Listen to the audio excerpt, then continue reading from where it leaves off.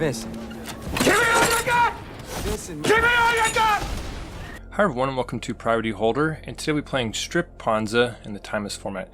So the idea is to create a Ponza shell centered around the Strip Mine lock. So we have the namesake card Strip Mine, which is like a one card lock with Icetill Explorer, and so if we can get that in play we can really make the opponent's life miserable. But we're also backing that up with the power of Stone Rain, and then we have ways to interact with creatures, so like Bonecrusher Giants can burn stuff, Furies can take things down. A little bit of acceleration, and one of our main closers is Minsc, both in creating like giant hamsters and also just flinging creatures at the opponent's faces. So let's blow up some lands.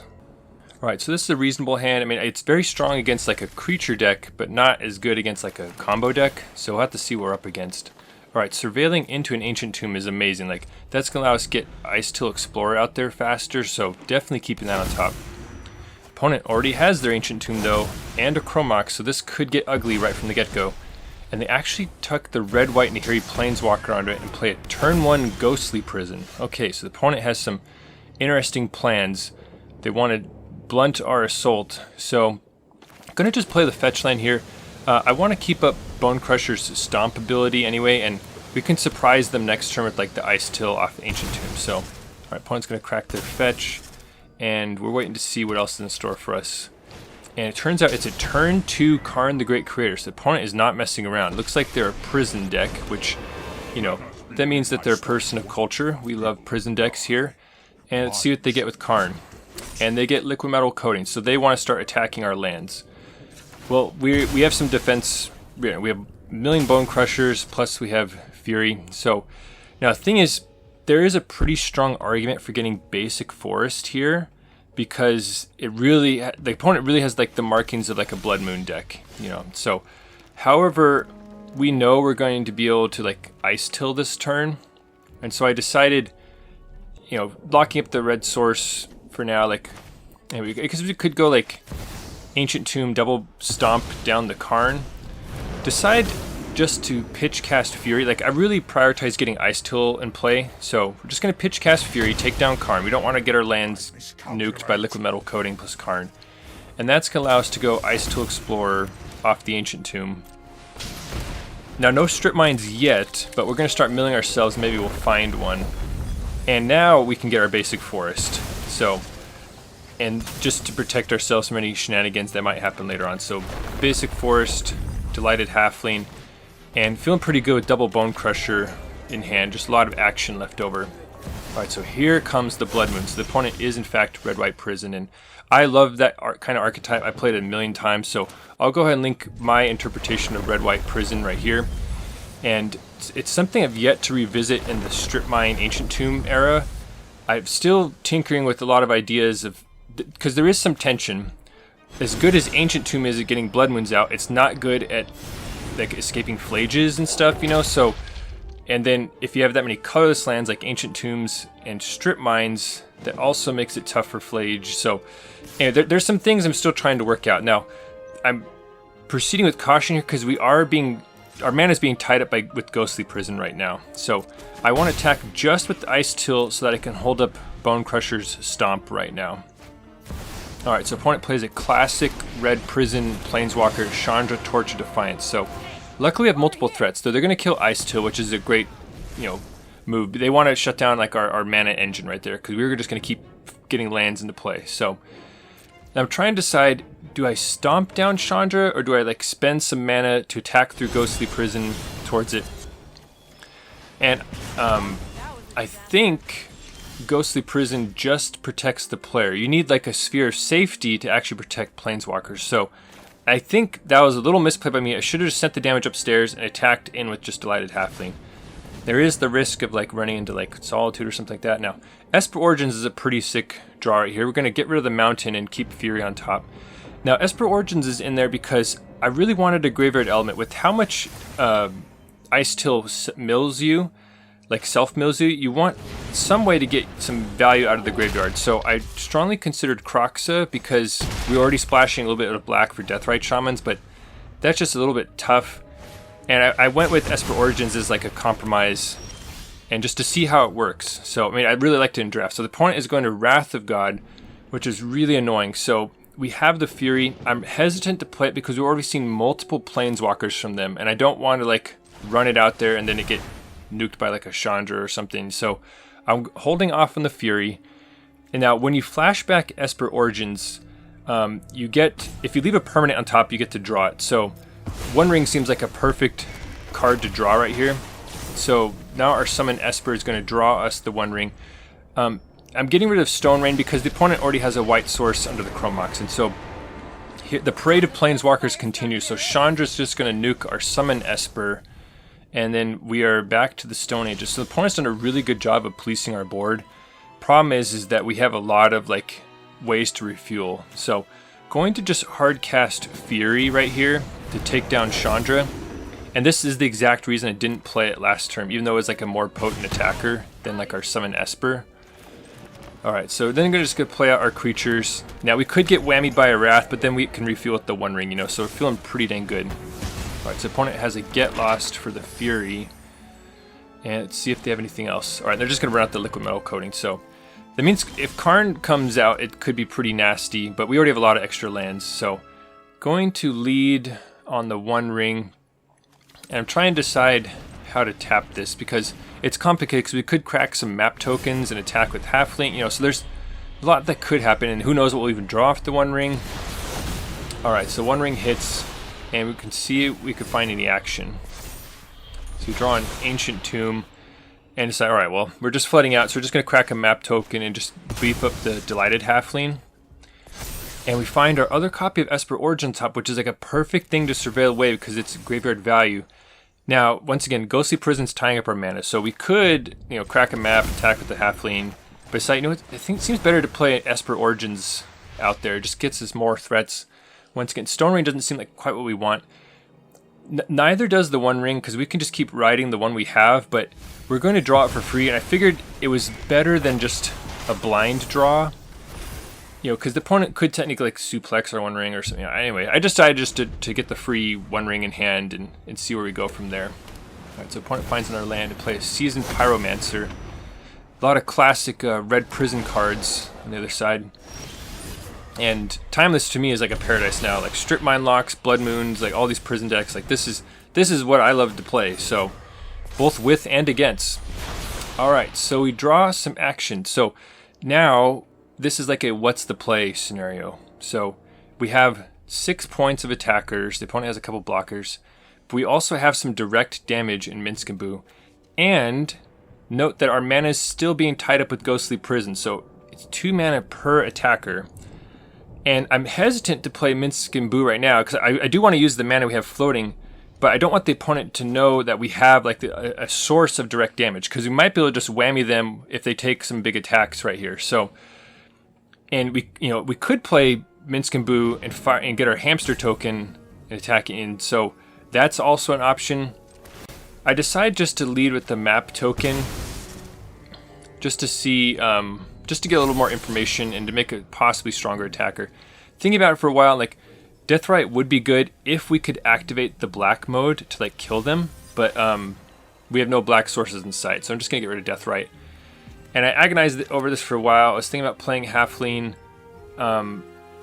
and ultimately decided just to go to combat. And I think we could have just tossed Halfling out there, like it was basically free. But I'm like second guessing myself because of the rafts we've seen from them, you know. So I'm like a little bit hesitant. So I'm gonna attack with both. Now, if they just took the damage, this would have been a clean Minsc -2 kill right here. However, the opponent blocked enough of it that we can't just kill them right now. So instead I'm just going to play out Minsc, make the hamster, and juice it up. And then even if the opponent rafts, we get another free hamster. So like Minsc is like a super strong planeswalker. I absolutely love playing it. It's really difficult for a lot of decks to deal with if they can't like bolt it with the hamster generation on the stack, you know. And that turns out to be enough for the opponent. We're on to the next game. So alright, survived a prison matchup, and we'll see what we're... Now we're on the other end of the spectrum. Alright, so mono red, Swift Spear, beatdown to start with. And we're pretty well equipped to fight these kind of decks. We have 4 Bonecrushers and 4 Furies, not to mention some like reasonably high toughness creatures. So we're hoping that Halfling survives to accelerate us into our threats. Alright, so Swift Spear, okay, into double Swift Spear turn 2. I'm going to crash in, and as the opponent lines up their attacks, please Nature's Will the like button if you like seeing red-green land destruction. So, alright. Now, with this many Swift Spears, it seems prudent to use Fury right now. Now, I'm trying to decide what's the best pitch card.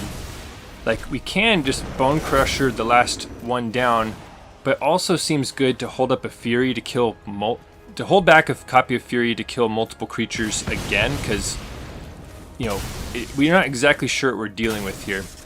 I'm going to just hold off. The opponent can operate on low, like strip mining him doesn't really do anything. Like, they can still play some bolts and cause us some problems. So here's an experimental synthesizer, which is not a typical card you see in like mono red. So the opponent appears to have some sort of different sub theme going on in their deck. All right, there's Bolt Wave. So they're making a pretty huge Swift Spear right here. But we are so close to Icetill going off and then like make a ton of mana, and then we can hardcast Fury. You know, so we just gotta like hold off their assault. We can see them holding priority here, and it's a Galvanic Blast. So now it becomes clear that they're mono red with an artifact sub theme. That's what Synthesizer is doing in their Galvanic Discharge, or Galvanic Blast. And I actually played a mono red artifact deck of my own recently, so I'll go ahead and link that here. It's actually, I think, pretty well positioned right now. So trying to decide if I want the One Ring. Decide it is worth it. Like, ring protection can be pretty strong against the red decks. Now the opponent has like emptied their hand already, so like they're gonna be relying on like some, you know, draw something nice. Been holding off on Chrome Mox, and so now's the question. Like, we can play an Icetill, but it would require tucking Fury. And so what I decided to do is to tuck the Icetill and play a One Ring. I don't know, maybe that's a little too aggro with how low our life total is, you know, because if they just rip a few bolts, then we're in the danger zone, you know. So I actually wonder if I should have just Icetilled there by tucking the Fury, but I was just so hesitant to get rid of Fury with how strong it is. And this is the other reason, is that I knew they're probably going to crack Synthesizer to make, you know, convenient fourth toughness of creature out there. So so now what do we do? And we are definitely not out of the woods. Like, we have a ton of resources, but the opponent also has tons of direct damage. And I was really hoping on hard casting Fury right there, but we did not find any land. So it's going to have to be a pitch cast. Stone Rain seems like the perfect candidate in this situation for the pitch cast, because we want to slam Minsc and Boo afterwards. So, and Fury's like exceptionally strong in this matchup, just being able to, for 0 mana, just take down multiple of their things and just try and survive. Now, our life total is getting eaten away. Our ring protection is currently down. I am not going to attack in with the hamster right now. They could like dash a Ragavan, and then like it could get ugly pretty quick. So I'm just gonna hold off. All right, Mishra's Bauble. All right, so let's see. So they might draw some burn right now, so we have to watch out. Okay, so far so good, but we are taking 2 damage from the One Ring right here, which puts us into double bolt range. Also, if they're running the artifacts, you have to wonder if they have Shrapnel Blast, so like you gotta be extra careful. So it seems like we basically are priced into playing our second ring right now to reset the counters. Alright, so we did draw some land. Like, Ancient Tomb is not super helpful in this situation. So I'm trying to figure out what to do. Like, I basically 100% know the One Ring has to come down to like stop us from losing so much life. But what do you do after that? Because part of me wants to hold on to the Disciple of Freyalise, because we can like almost cast it, and then, you know, if we sacrifice a hamster, we'll gain a ton of life, and then we'll be like fine, you know. But we could also just tuck the Disciple under the Chrome Mox and play a Deathrite Shaman, which has plenty of like fodder right now to bolster our life. Alright, so there's a Galvanic Blast upstairs. We're down to 4 life. It seems like we're past the point where we can activate the ring, and you could see me like agonizing here, because like we are so close to Disciple. But aside, it's just too dangerous being at 4. We have to get the Deathrite out. Like, we can't just play that game. We could technically like Ancient Tomb right here, but there's nothing we can cast, you know. So decide just to Chrome Mox Disciple of Freyalise, get the Deathrite into play, and that way if they try and attack us when our ring protection wears off, we can gain life in response and hopefully hold them off. And that turns out to be enough. So that was a pretty close one. And that's one of those games where you had to practice, you had to be confident in playing like wall ahead, you know, and not like not getting too brash and making some unnecessary missteps, you know. So we managed to close that out, and we're going to lead with Delighted Halfling and see where that takes us. Could slam turn 2 Minsc, which would be pretty dang strong. At least we were hoping to do that, but we're going to get strip mined instead, which actually is pretty devastating because that was our lone colored source. So, alright, the opponent Chrome Moxes away a Ramunap Excavator and plays a Delighted Halfling. So it's clear we're facing another green strip mine deck on the other side of the battlefield. So decided just to play our own strip mine, just to potentially rumble with them. Oh, but the opponent has an Ancient Tomb. So they've navigated this perfectly so that they get a Sowing Myco spawn. So, oh, that really sucks. So not only do we not have any colored sources in sight, the opponent is like running on all cylinders going off its Sowing Myco spawn. So this is a straight up misplay right here. I strip mine the Ancient Tomb end of turn. We have that option open to us on our turn, so there's no sense in strip mining right now because, as you could see, if we kept the strip mine in play, it could have played the One Ring. So that was just a misplay. You want to, you know that. And the opponent is turning out they're going pretty big. They natural order, and I'll actually go ahead and link a green natural order strip mine deck of my own right here. And the opponent has gone too big, too fast for us. They have like 1,000,000 power in play. They're about to draw a bunch of cards, and so we're going to pack it in. So I part of me wonders if natural order is the way to go for the strip mine decks, because it just gives you a way to go so much bigger than like what other people are doing a lot of times. So I don't know if I necessarily agree with Galta as a target, but it's certainly look good right there. Alright, so opponent is on a blue-black land. They're going to Thought Seize us. Really curious to see what they take. Alright, so they take Icetill. And so what do? Do we just strip mine their land? Do we play out our Halfling?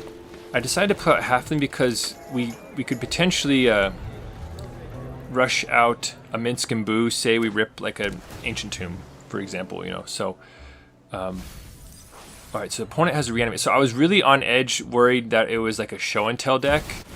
But then I see the reanimate and I like, okay, they're a mid-range deck. Like, we're more equipped to fight this kind of fight.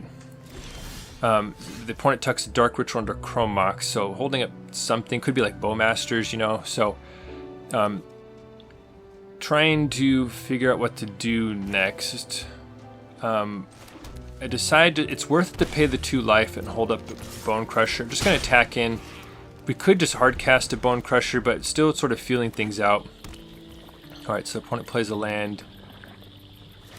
Alright, so they go to their second main phase, crack their fetch, get a surveil, and see what they are. So they just surveil a land away and pass back to us. So I'm just gonna stomp their face and step. Could be that they're like, well, we've seen a reanimate, so I'm like already in my mind I'm like, okay, well they're like definitely on like a mid-range plan, you know. So it is possible that they could be combo, but you know, typically it's like indicates mid-range. So going to, you know, I was worried that they're holding up like mana drain, you know, so wanted to make an uncounterable Minsc thanks to Delighted Halfling. So we make a hamster and we're able to crash in. I'm hoping just to close the game out because I don't exactly know what the opponent's doing, but getting, you know, close to killing him.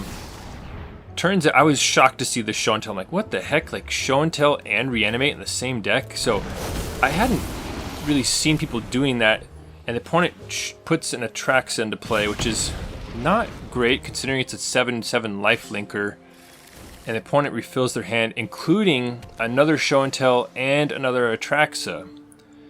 So it's just like, oh great, what do we do now? So here's another what's the play situation. So we have these creatures in play. We have 2 Furies and an Icetill in hand, Bonecrusher in the Adventure Zone.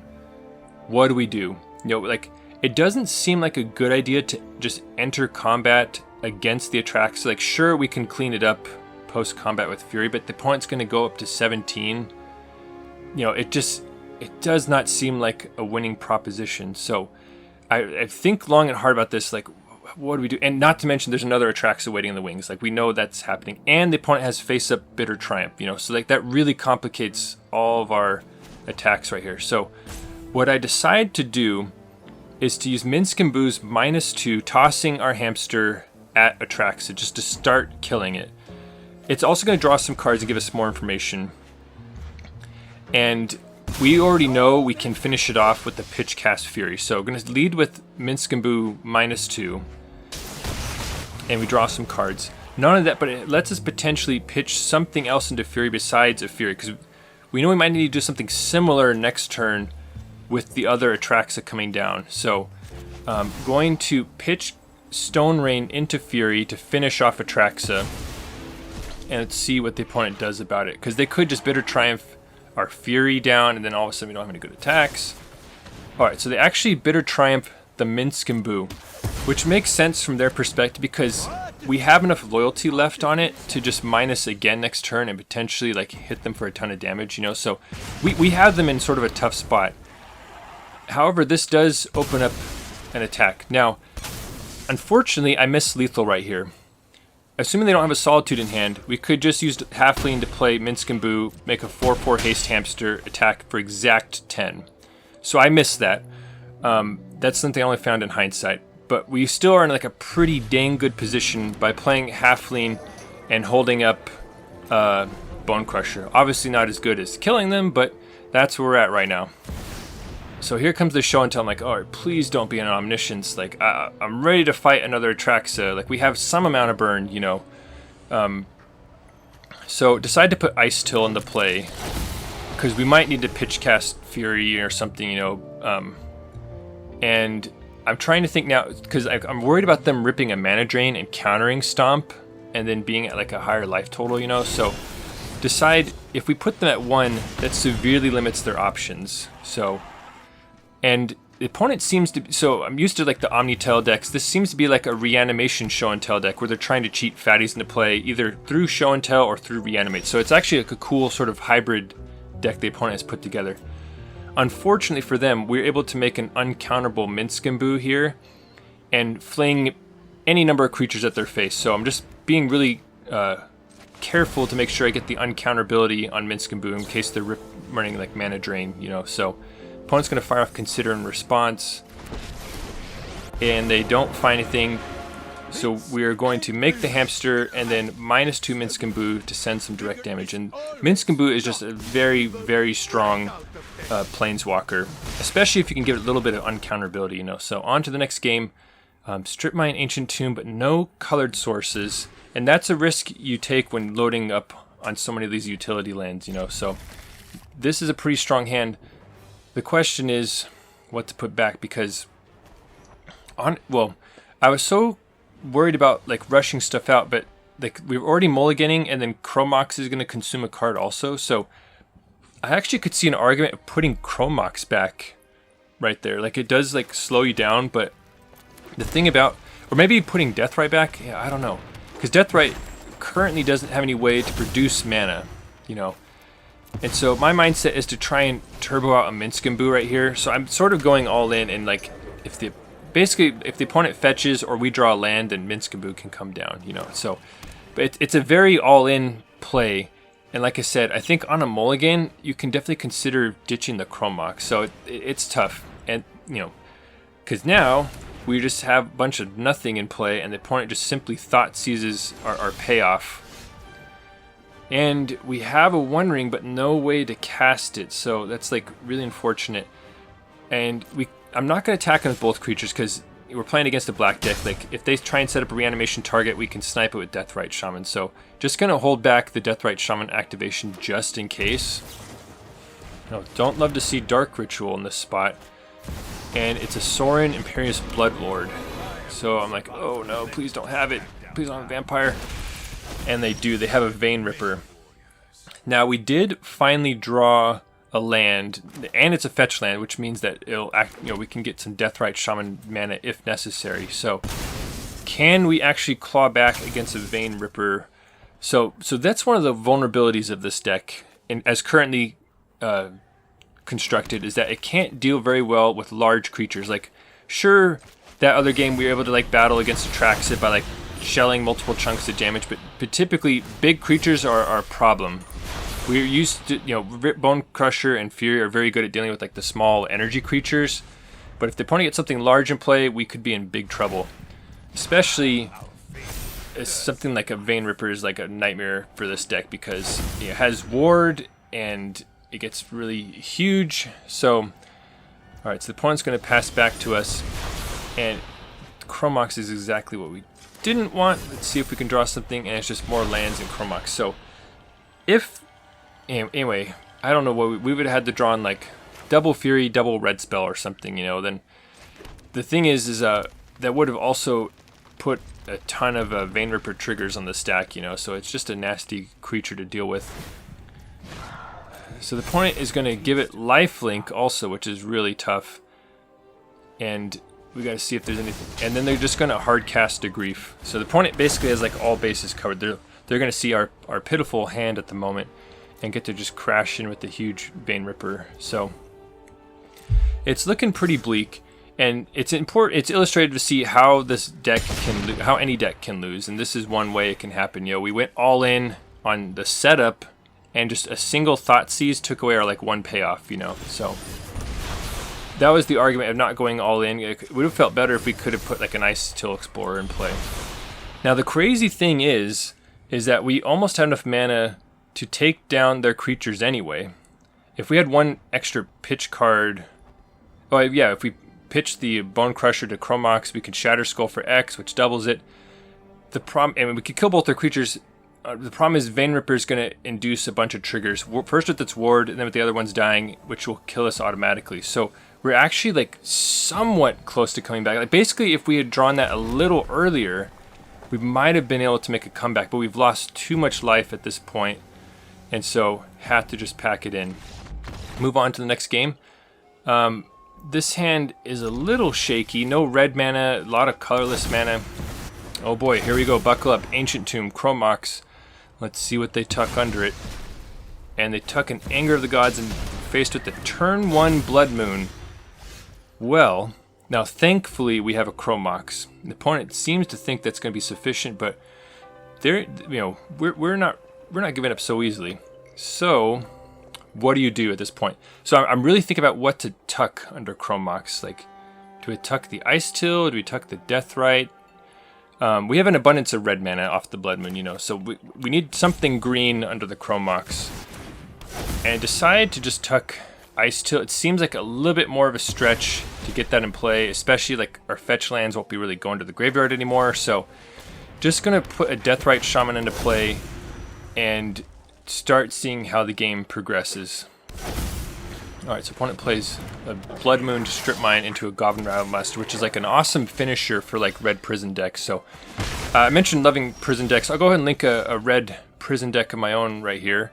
Definitely love Blood Moons and Strip Mines and all that kind of stuff. So cannot leave the Rabblemaster in play. It's just going to snowball too quickly, so just going to stomp it down. Even though it's not the most efficient use of mana, I figure it could play hardcast Bonecrusher, but if it just eats a bolt and then they start attacking with Rabblemaster, it gets ugly. So, alright, so here's Magus of the Moon. So the opponent, has multiple layers of the moon effects. The thing is, we're a red deck also, and we happen to draw like sort of a perfect hand for the situation. Like just infinite Bonecrusher Giants is like exactly what the doctor ordered. So just gonna hardcast Bonecrusher. Once again, not the most mana efficient, but we really honestly don't care about Magus of the Moon. Alright, the opponent plays another copy of Magus. Now, I've played decks with 8 moon effects a handful of times, and this is, sometimes what happens. You just have a bunch of like 2/2s in play, and you're just hoping they can get to the finish line. So I attack with Bonecrusher, and the opponent takes the bait and double blocks, and we're able to just get the 2-for-1 here by Bonecrushering down one Magus, so the combat damage just finishes the other one. Now, you could see me hesitating here because we see an Anger of the Gods under Chrome Mox. So, like, I don't want to go too all in and get blown out by a sweeper, but at the same time, we don't want him to draw too many cards and find a way out of it, like with the One Ring or something. So, I'm going to proceed with caution at this point. It doesn't seem prudent to play another Bonecrusher when they have, like, known sweepers, But as the opponent thinks about blocking, let me know in the comments, what's your favorite card from these new anthologies that are dropping today? Is it Ren and 6, Chrome Mox? Is it one of the swords? There's a lot to love. And so that's the big question. So, yeah, the opponent, we beat them at their own game. On to the next one. So, battling against these prison decks, I was realizing... So I initially didn't put Blood Moon in here because I'm like, oh, it's a non-bow with Icetill. Like, it shuts down your strip mines and stuff. But we were able to shrug off these Blood Moons from the opponents so easily that it makes me wonder if we should be playing Blood Moon in the Stone Rain slot just to increase the probability of locking people out.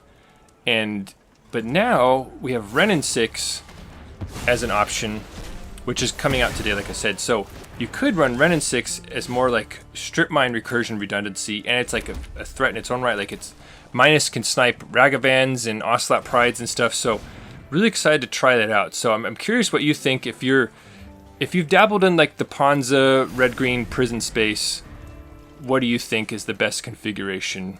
You know, now that we know we have Ren and 6 as an option. Inquisition is super annoying. They're gonna take a Bonecrusher. Was feeling pretty great until that happened. But you know, we have land number 4 locked up, so we'll have to just see how ugly things can get in the meantime. But not too worried at the moment with both One Ring and Minsc in hand. Now I'm worried though, seeing a Dark Ritual on the other side. And it's a Graveyard Trespasser, which is going to eat our Esper Origins, which is pretty annoying. That's just taking away some value from us. So I kept the extra copy of Minsc in case we got hit with some discard and we could have like a threat. This is really problematic though, because we've allowed their Trespasser to flip. And there aren't like that many creatures for it to eat. Well, there's a little bit. But we're just not in a good spot. We need like a Fury ASAP, and even then, like a Fury would be extremely costly because if we pitch cast the Fury and then have to pay the ward cost, like, just not great. And I'm trying to think about what to do here. So we could play a Minsc, we could play a One Ring. The thing is, what I'm worried about is Bowmasters, because the opponent is clearly, you know, a black deck. I decided to go for Minsc here. Because we can make a 4/4 blocker that can theoretically rumble with the Graveyard Glutton, even though, you know, Fatal Push just takes out the hamster, you know. Nightmare Scenario unfolds. They have Orcish Bowmasters to kill the hamster in response to the activation. Now, things are rapidly spiraling out of control. Now, a Fury could still get us out of this, potentially, but we're just losing a Minsc right here, taking a bunch of damage, and we're running out of options. And the opponent has a Deathrite Shaman, so that is also some annoying inevitability that we'd have to deal with, because they can just start dinging us for 2 at the black activation from Deathrite Shaman. So I'm going to play One Ring. It's basically Fury or Bust right here, because we've got to get rid of the Graveyard Glutton. And yes, at this point, just drawing right into Bowmaster. So I think that was basically the last turn we could have had something. Alright, so opponent plays Ashok. So they actually might be on a black devotion plan, like playing like Nykthos and stuff like that. I've actually thought about tinkering in the devotion space, either with green or black devotion, but it just going all in on that seems like such a risky proposition in the face of strip mine. You know, like you do all this deck building stuff and you just get absolutely wrecked by strip mines, you know. So I think it makes more sense in the green devotion show when you can also run Icetill, you know. So there may be something to that. Still desperately digging, but like, you know, we're drawing into an active Bowmasters. We don't have like a Wrath of God, you know. Even like Anger of the Gods in our colors wouldn't do it. You'd need like a Toxic Deluge, which I guess there's some argument to including that, but then that just wrecks all your mana dorks, you know. So I could see a different configuration that runs that. And so I cracked the fetch right into an Ashiok, and like we were just mega dead at this point. Doing like extreme due diligence, even though it's like there's like no way we can get out of this situation. But once again, you can see, so it looks like the black decks might be a problem, because they, you know, they can operate on low mana when they Dark Ritual stuff out, and they can just sort of strip cards out of your hand, Thoughtseize cards out of your hand, and then, you know, because we are sort of like a ramp deck, you know, with like we have we have enablers and we have payoffs. And like if you draw the wrong halves or not the right proportions, it can go bad. And black decks can sort of induce those problems by taking away one or the other, you know. So that seems like a vulnerability. Now, Coherent Companion either means that we're facing elementals or control. And so thinking about it, it seems like a prime land to strip mine right here. Seeing that the blue-white source. And it does slow us down from like reaching One Ring and Minsc mana. But, you know, attacking mana sources of control decks is like a really good way to battle them. So I decided, all right, let's just do it. Maybe like they don't have that many blue or white sources left. So we're going to strip mine it and see what the opponent's response is. And waiting to see what they do. And the opponent looks at their hand and decides just to nope out of there. And so this is why you play strip mine. Sometimes you get free wins like that. It is an exceptionally powerful card. Now we're playing against a Lurrus Companion. So keep this hand. Don't have any like our accelerants, but Esper Origins can help make sure we get enough lands in hand. Alright, turn 1 Ocelot Pride. Alright, so that one is not one you want to leave in play very long if you can help it. It would have been nice if we had like a Deathrite Shaman or a Halfling in play to like just hold off the Ocelot Pride. So I'm trying to think about Chrome Mox and basically at the side, do I want this acceleration and can I stomach the card disadvantage to get this acceleration? I decide no, like I don't think that's exactly what we want. If that put a Planeswalker down this turn, then maybe yeah, but it doesn't really do that.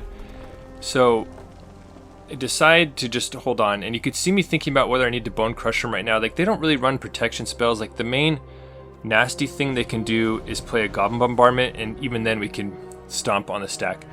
I am holding back here in case they dashed a Ragavan, because I actually maybe kill that over Ocelot Pride in this situation, but the opponent just is about to enter combat with Ocelot Pride, just decide to stomp it down.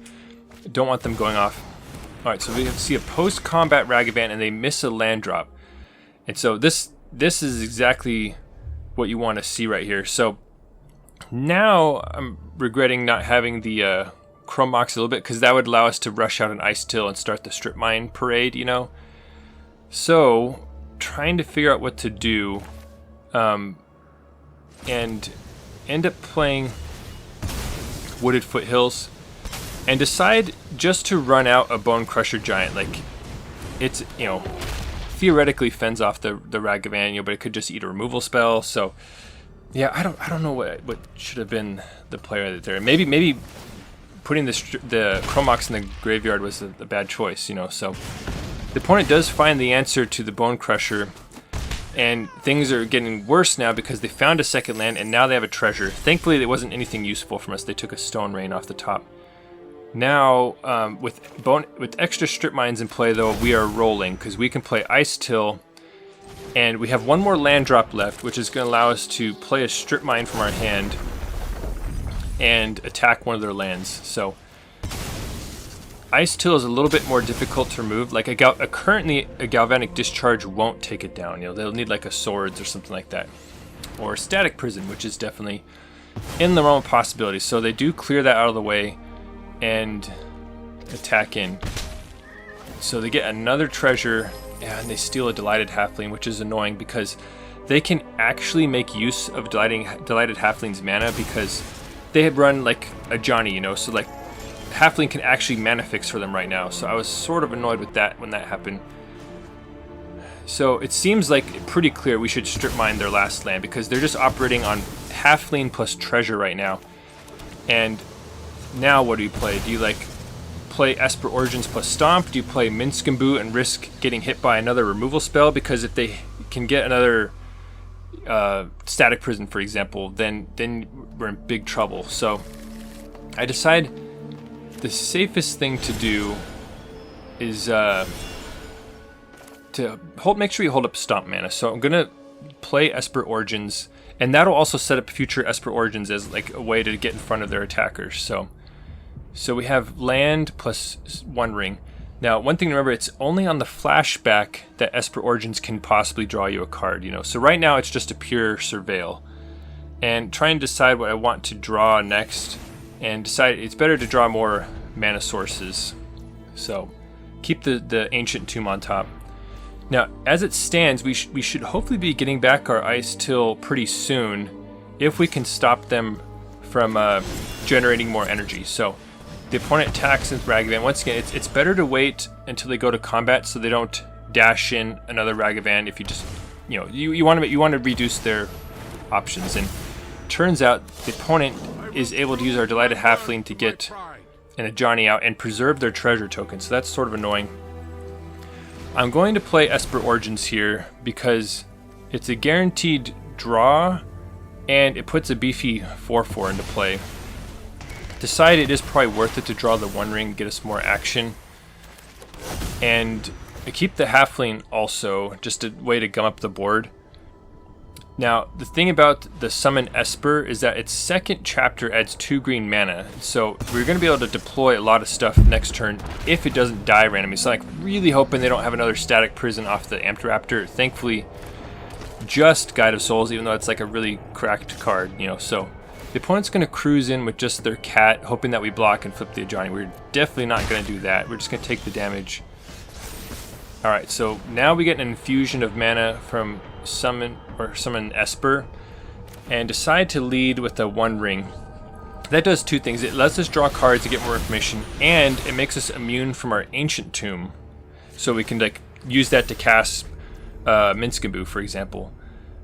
Now, the thing is, the opponent has a ton of stuff to attack into Minsc, and not only that, but Summon Esper's third chapter is like a mini overrun, +2/+2 and trample for your creatures. So I want to get multiple creatures in play to benefit off that. So I end up going for Halfling plus Bonecrusher Giant, and then after looking at the board, decide, you know what, we actually have like a pretty dang good Summon Esper attack right here.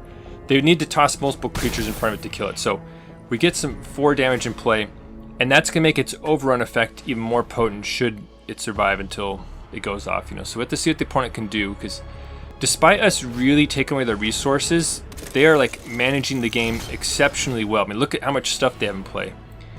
And I think this is one mark against the Strip Mine decks, like, because there's so many decks that can operate on low resources anyway. Okay, so our Summon Esper goes off, we get the +2/+2 and trample, and we have double Minsc, double Fury, and so this is another what's the play situation. The opponent has all these blockers in play. What do you do?